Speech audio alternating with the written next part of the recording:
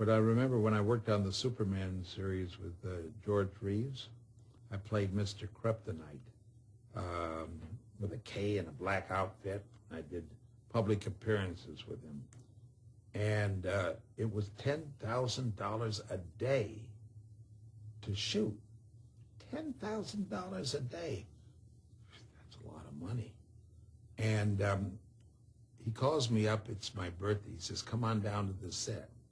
They had a big cake for me because the gag I used to do on public appearances, I'd pick up the gal, Noelle Neal, and I'd try to run off the stage with her, and Superman would jump off a riser with his cape, and he'd save the day and beat me up. And so I went over to his house, and I trained him 2 or 3 days a week, you know, because he liked it. It's a way of staying in shape. So I go there in the morning, and he has his cake, and he had a couple of real gold figures made for me, which I still have. And he said to the director, how do you like it? Have a drink. And the director says, I'm off the wagon. I mean, I'm not off the wagon. I don't drink anymore. Well, have one drink and we'll get back to work. Have another drink. Now, this is before noon. The guy passes out. Now, $10,000 a day, and he's in, George Reeves in tears laughing. And so is Noelle Neal, who played Lois Lane. Wonderful lady. And anyway, that was a wrap for the day. $10,000 they blew because he had too many drinks, the director, and passed out. It just, you know, it's trivia things. It's something that you shouldn't say on the cinema firmament here, but it's something that you remember. And you were working with George Reeves. Did you choreograph your fight scenes for that show? They told me what they wanted, and then I'd do it with my own style, whatever I did. On the public appearances, he'd tell me what he wanted, and I'd figure it out. And we had a lot of fun. I traveled all over the United States. He did public appearances, and a lot of strange things happened. One little kid brought a gun out and wanted to see the bullets bounce off him, you know, and... How was that averted? The shot went off and it missed, and they downplayed it. I don't know how much advertisement they had on it, but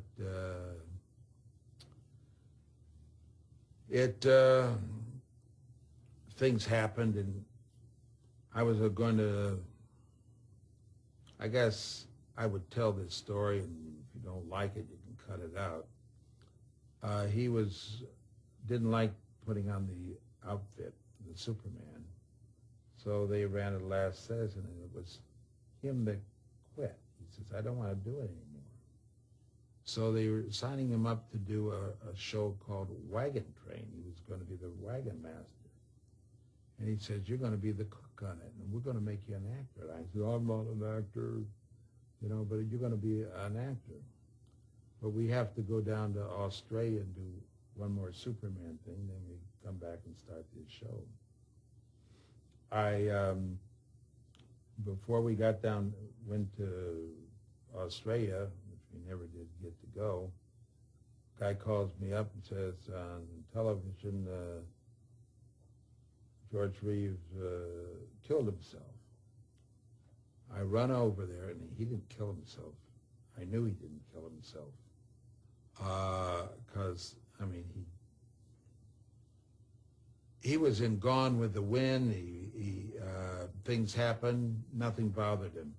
He was doing a show, and he rode a motorcycle under a dump truck, broke his face. So if you see him in Gone with the Wind, he had a straight nose. And then on Superman, if you look, he had a nose like me.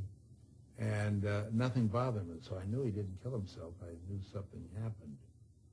And he was going with a lady named Lenora Lemon, and he liked her, loved her, and but she drank a lot. I don't drink. I never had a drink and never took dope, never had a cigarette in my life. Looked pretty good for 27. But some people do, and it's to relax. I got nothing against it. You know, everybody goes to their own church. It's do what you want. You know, I live it. I love it. Criticism be damned. Anyway, she just bought, or he did, an antique lamp. Cost $1,500. Now, $1,500 was a lot of money. A lot of money. And we used to put down mats and work out in his front room. And she says, George, I want to talk to you. You're through working out for the day. Says, no, don't bother me. I'll talk to you in a half an hour. And she says, she picks up this lamp and she says, George, pulled it out, I'm going to break it if you don't stop. And I said, George, she's going to break the lamp. Stop. And all of a sudden, he doesn't do it, doesn't ignore it. In other words, what I'm trying to say, nothing had bothered him. The lamp went down, broke into 1,000 pieces. He didn't even look. I says, she broke the lamp. And he put his arm on my shoulder and he says, I love this woman. She wanted to burn a $100 bill. I'd give her a $100 bill. You know, if it made her happy. What I'd give her would be coins and they don't burn. Anyway, she was that way, and I've seen her have these temper tantrums. Now, I know this man was right-handed. Wrestling, I can't remember today, tomorrow, or yesterday. But if a man moves his right foot or his left foot, I feel it. It's my gift from God.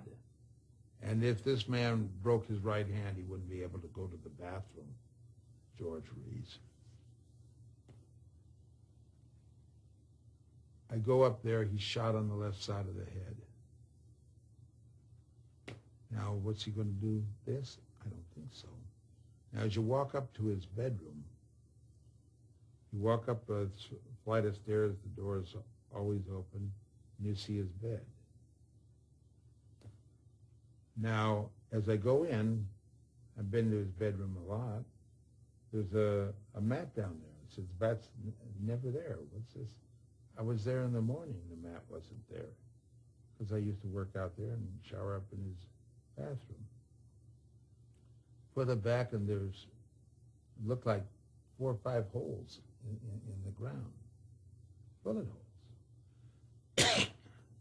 So I told the lieutenant there, I said, Lenora Lemon grabbed it, and he went upstairs because he didn't want to deal with her. They had company. When she got too much to drink, she'd get out of line. He wouldn't bother. He'd just go upstairs. Nothing bothered him.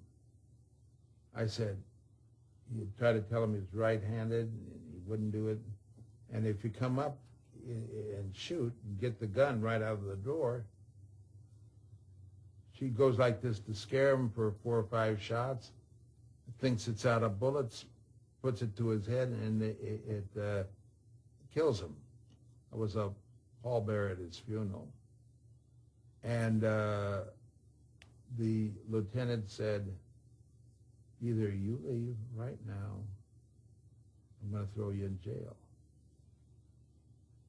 So I left. And to this day, and the advertisement and the publicity came out that he shot himself. He committed suicide because he didn't have the Superman series. He didn't want the Superman. He didn't like the suit. He wanted to be a cowboy, at least for a few seasons. And as you know, that wagon train, they had a couple of different wagon masters and a regular cook. And so instead of an actor, I was a stuntman. And I still am.